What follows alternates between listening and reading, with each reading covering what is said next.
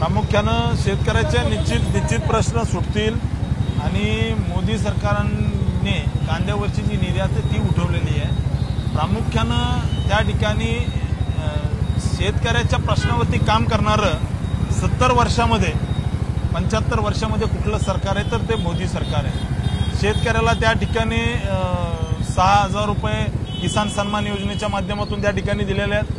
त्या ठिकाणी शेतकऱ्यांचे छोटे छोटे प्रश्न सोडवण्याचं काम मोदी सरकारने केलेलं आहे। केंद्र सरकारच्या धर्तीवरती राज्य सरकारने सुद्धा शेतकऱ्याला त्या ठिकाणी मुख्यमंत्री किसान सन्मान योजनेच्या माध्यमातून आर्थिक मदत करण्याचं काम केलंय। मुळात शेतकऱ्यासाठी यांनी 75 वर्षात जे केलं नाही ते सगळं सकारात्मक दृष्टीने करण्याचं काम आमच्या भाजपा सरकारने केलंय। मला विश्वास आहे शेतकरी पूर्ण ताकदीने काम करणाऱ्या प्रधानमंत्री महोदयांच्या मागे उभा आहे।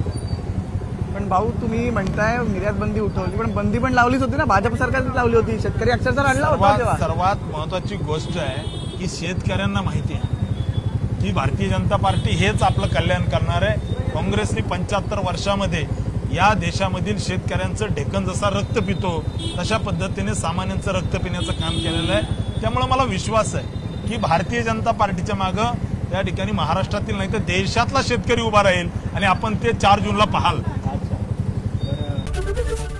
एबीपी माझा, उघडा डोळे बघा नीट।